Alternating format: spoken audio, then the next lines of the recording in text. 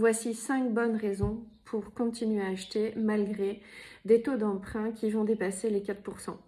Je sais, il y a un an, on pouvait encore acheter entre guillemets à moins de 1%. Et bien, en l'espace d'un an, le marché immobilier a complètement changé. Alors vous vous dites, est-ce que c'est le bon moment quand même d'acheter, même avec des taux donc de 4%? Eh bien moi, je vais vous donner 5 bonnes raisons.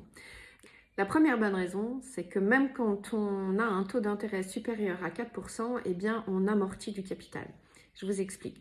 On va prendre l'exemple de 200 000 euros que vous allez emprunter donc sur 20 ans. Ça va vous faire à peu près une mensualité de 1 200 euros. Okay, sur ces 1 200 euros, c'est sûr que les premières années, vous remboursez un petit peu plus d'intérêt que de capital. Mais à partir de la troisième année, vous switchez complètement. Pour vous donner un ordre d'idée, à partir de la troisième année, c'est là où on va dépasser les 600 euros, 657 euros, là, avec les taux d'aujourd'hui, pour pouvoir amortir beaucoup plus de, payer beaucoup plus de capital que taux d'intérêt.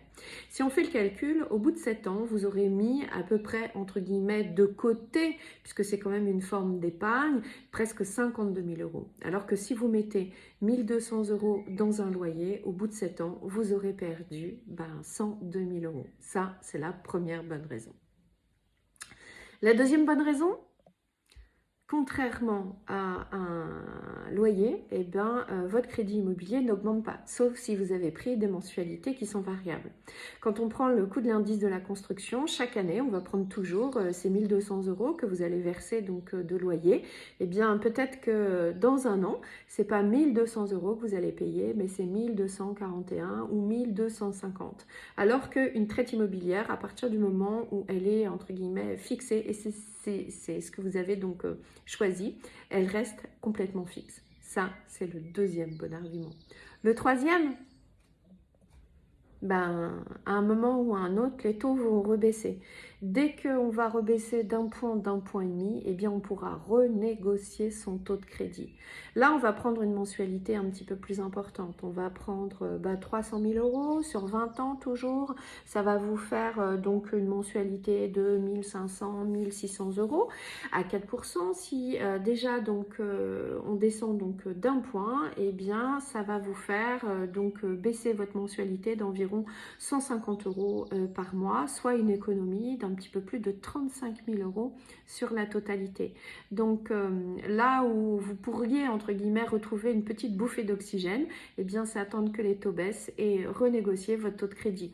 Et puis n'oubliez pas, vous avez aussi donc les assurances. Vous avez la possibilité maintenant à n'importe quel moment grâce à la loi Lemoine de revoir vos assurances pour renégocier tout ça.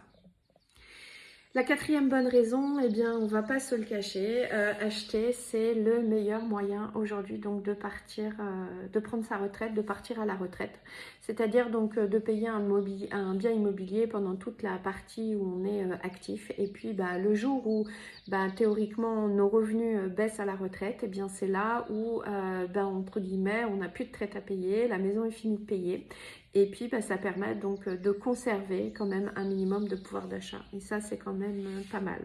Et enfin, la cinquième bonne raison, c'est que tout simplement, avoir un crédit aujourd'hui est soumis évidemment à des conditions d'assurance, perte, invalidité, décès, etc.